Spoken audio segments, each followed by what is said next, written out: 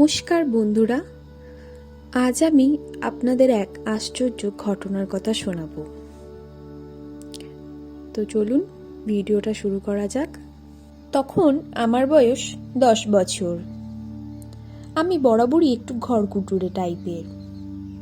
আমার ছোট কাকা ছিল আমার সব সময়ের সঙ্গী।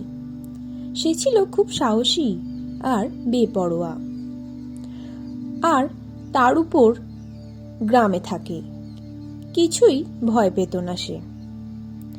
তো এবার আসল ঘটনায় আসা যাক। ভাদ্র মাস, তাল পাকার মাস। তো একদিন রাত 4টেয় সে গেল তাল খুঁজতে, কিন্তু সেদিন কপালে তাল ছিল না। কেউ তার আগেই তা নিয়ে গেছে। ভীষণ রাগে গজগজ করতে করতে সে বাড়ির দিকে রওনা দিল। তাল গাছটা ছিল একটা মন্দিরের পাশে, আর তার চারদিকে ছিল ঘন জঙ্গল। তো যখন সে রওনা দিল, হঠাৎ জঙ্গলের ভেতর থেকে কেউ যেন একজন পরপর 3বার তার নাম ধরে ডাকলো। যেহেতু সে প্রচণ্ড সাহসী, সে সাড়া না দিয়ে বাড়ি চলে এলো। কিন্তু তারপর থেকে তার মনে হয় কেউ তার উপর সবসময় নজর রাখছে। সে আমায় সব বলে, আর বলে আমি যেন তা কাউকে না বলি। তাই আমিও আর কাউকে কিছু বলি না। পরের দিন রাত 12টা বাজে। বাড়িতে অনেক লোক আসায় সে বাথরুমে গেছে বাইরে। হঠাৎ লাইটের আবছা আলোয় সে দেখল একটি মানুষের মতো তার সামনে দিয়ে পূর্ব থেকে পশ্চিম দিকে চলে গেল। যেহেতু গভীর রাত, সে ভাবল হয়তো চোর এসেছে, তাই কাকু তার পিছু নিল।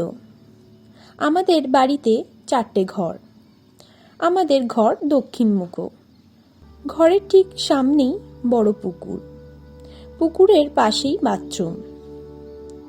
চারপাশে জঙ্গলে ভর্তি। তারপরেই মাঠ। তো কাকু লোকটার পিছু নিয়ে ওই মাঠ পর্যন্ত গেল। কিন্তু লোকটিকে আর কোথাও দেখা গেল না। কাকু যেই বাড়ির মুখ হয়েছে, হঠাৎ সে শুনল জঙ্গলের ভেতর থেকে কে যেন কাশছে। এবার সে একটু ঘাবড়ে গেল। সে এবার ওই কাশির শব্দ শুনে সেই জঙ্গলের দিকে প্রবেশ করতে লাগলো। সেই শব্দের উৎসে কাছে যেতেই কে যেন তার গায়ে থুতু ছিটিয়ে দিল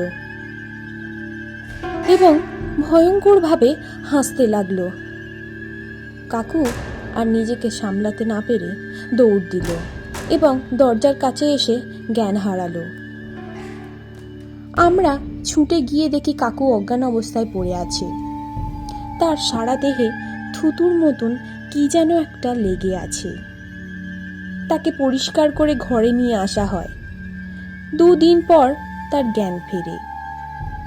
জ্ঞান ফিরে সে সবাইকে ঘটনাটা খুলে বলল, কিন্তু আর কিছু করা সম্ভব হলো না।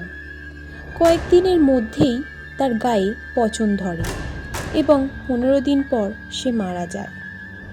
বিশ্বাস করবে কি না জানি না, এখনো রাত 12টা পর্যন্ত কাকুর কবরের উপর যেন কে কাঁদে। আর প্রতি পূর্ণিমার রাতে জঙ্গলের ওই জায়গা থেকে বীভৎস চিৎকারের আওয়াজ পাওয়া যায়, আমাকে বাঁচাও, আমাকে বাঁচাও। কেউ রাত 10টার পর বাইরে বেরোয় না। কাকুর কথা আজও খুব মনে পড়ে। আর মনে পড়ে ওই ভয়ঙ্কর রাতের কথা। কাকুর মৃত্যু আজও আমাদের কাছে রহস্য।